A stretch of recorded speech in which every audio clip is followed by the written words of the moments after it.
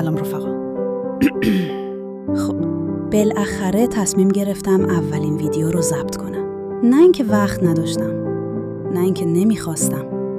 راستش خیلی وقت بود دلم میخواست شروع کنم، ولی یه چیزی همیشه عقبم نگه میداشت. میدونی چی؟ همون حس لعنتیه اگه خوب در نیاد چی؟ اگه کسی نگاه نکنه چی؟ ولی امروز به خودم گفتم بابا بی خیال، چرا انقدر منتظر عالی بودن؟ بیایم از همین جایی که هستم شروع کنم. نه کامل، نه حرفه‌ای، فقط واقعی.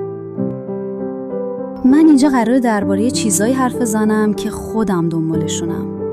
چطوری بهتر زندگی کنیم؟ چطوری عادتهای خوب بسازیم؟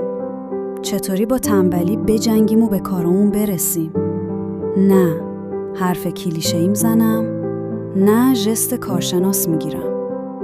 فقط از تجربه هایی میگم که دارم تو مسیر یاد میگیرم. اگه تو هم دنبال رشد شخصی و یه زندگی هدفمندتری، سابسکرایب کن که با هم پیش بریم. این فقط اولشه.